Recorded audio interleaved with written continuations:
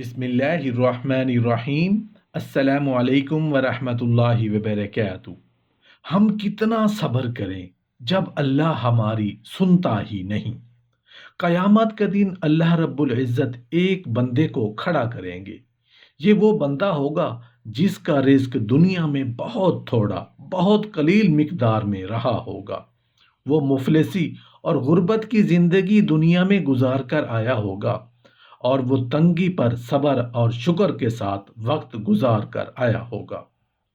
अल्लाह रब्बुल इज़्ज़त अपने उस बंदे से इस तरह मुआज़रत करेंगे जिस तरह दोस्त अपने दोस्त से मुआज़रत किया करता है। यूं मुआज़रत फरमाएंगे, मेरे बंदे, मैंने दुनिया में तुम्हें थोड़ा सा रिस्क दिया था, कोई बात नहीं। अच्छा, मैं तुम्हें आज अपनी नेमतें देता हूँ। लिहाजा अल्लाह ताला उसको अपनी जन्नतें अता फरमाएंगे। हज़रत अब्दुल्ला बिन सलाम रज़ी अल्लाह अन्हु फरमाते हैं कि क़यामत का दिन होगा, हिसाब किताब अभी कायम नहीं हुआ होगा। एक मनादी ऐलान करेगा कि जिन लोगों का अल्लाह ताला पर हक है वो अपना हक ले लें। और मखलूक हैरान होगी कि अल्लाह ताला पर किसी का हक कैसे हो सकता है। तो हैरान होकर पूछेंगे, अल्लाह ताला पर किसका हक है? तो फरिश्ता जवाब देगा, जिस बंदे को दुनिया में कोई गम पहुंचा जिसकी वजह से उसकी आंखें पुरनम हो गईं, अब उस बंदे का अल्लाह पर हक है कि ये उन पुरनम आंखों का बदला अपने परवरदिगार से ले ले। चुनाचे लोग खड़े हो जाएंगे कि मुझे भी गम मिला था, मुझे भी गम मिला था, मुझे भी परेशानी मिली थी, मुझ पर भी मुसीबतें और परेशानियां आई थी, मैं भी रोया करता था। यूं उसको अल्लाह रब्बुल इज़्ज़त अपनी शान के मुताबिक अजर देंगे जो उनके गुनाहों की बख्शिश के लिए काफ़ी हो जाएगा। हदीस पाक में आता है कि खुशियां अल्लाह ताला के सामने हाथ बंद कर रोज़ाना खड़ी हो जाती हैं कि ऐ अल्लाह, हमारे लिए क्या फ़ैसला है। अल्लाह ताला फरमाते हैं कि फ़ुलां फ़ुलां ज़ालिमीन और मुखालिफिन के पास चली जाओ। खुशियों के उनके यहाँ भेज देते हैं। उसके बाद फाके, परेशानियां और गम वगैरह रह जाते हैं। अल्लाह ताला फरमाते हैं कि अच्छा, तुम मेरे प्यारों के पास चले जाओ। हदीस पाक में आया है कि जिस बंदे को अल्लाह और उसके रसूल से मोहब्बत हो, उस पर परेशानियां इस तरह आएंगी जैसे पानी ढलवान की तरफ तेजी के साथ चलता है। नेकी और दीनदारी की जिंदगी में ये परेशानियां तो आती हैं, लेकिन ये थोड़ी सी परेशानियां हैं। 100 साल 50 साल की जिंदगी में 2 दिन 4 दिन की परेशानी की क्या हैसियत रखती हैं, जबकि आगे जाकर हमेशा हमेशा की जिंदगी में उसका अजर और सवाब मिलेगा।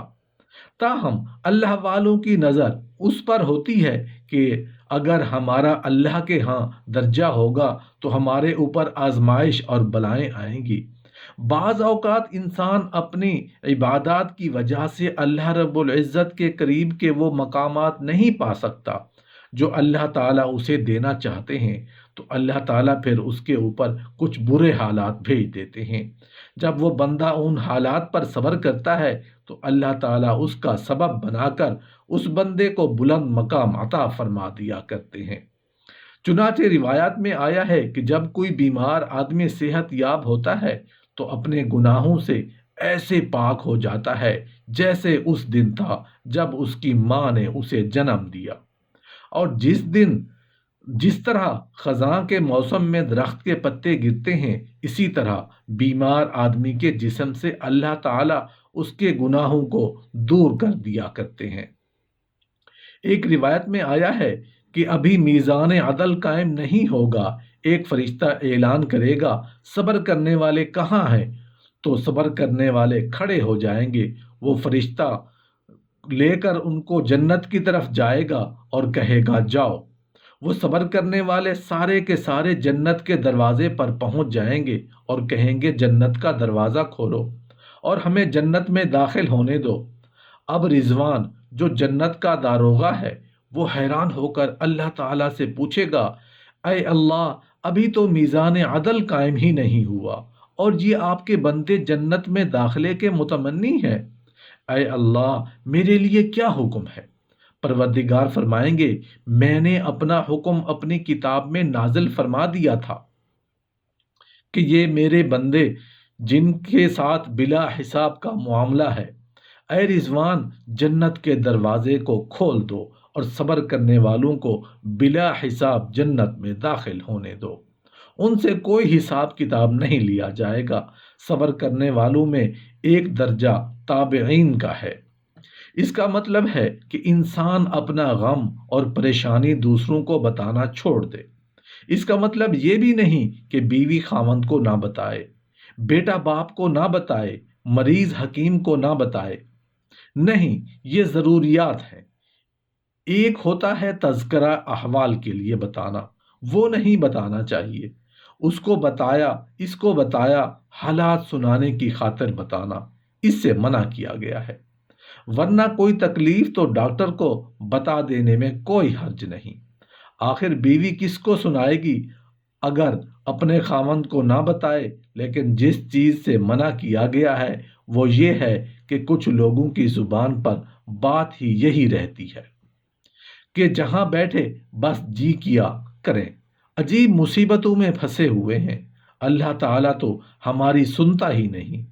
اس قسم کی گفتگو ہمیشہ شکوے میں شامل ہوتی ہے۔ ایسا کہنے والے کو گویا یوں کہہ رہے ہوتے ہیں کہ اللہ تعالیٰ نے ہمارے ساتھ اچھا نہیں کیا۔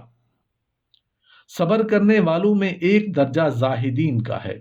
وہ درجہ یہ ہے کہ انسان کو اگر کوئی مصیبت پیش آئے تو اس کے اوپر راضی رہے۔ جب بندہ ہر حال میں راضی ہوتا ہے تو اچھے حالات ہوں تو راضی ہے، بولے حالات ہوں تو بھی راضی ہے۔ یہ زاہدین کا صبر کہلاتا ہے۔ صبر کرنے والوں میں ایک درجہ اور مرتبہ جسے صدیقین کا درجہ کہا جاتا ہے، وہ یہ ہوتا ہے کہ جب بندے پر کوئی بلا اور مصیبت آتی ہے تو اس پر خوش ہوتا ہے کہ پروردگار مجھ سے راضی ہے۔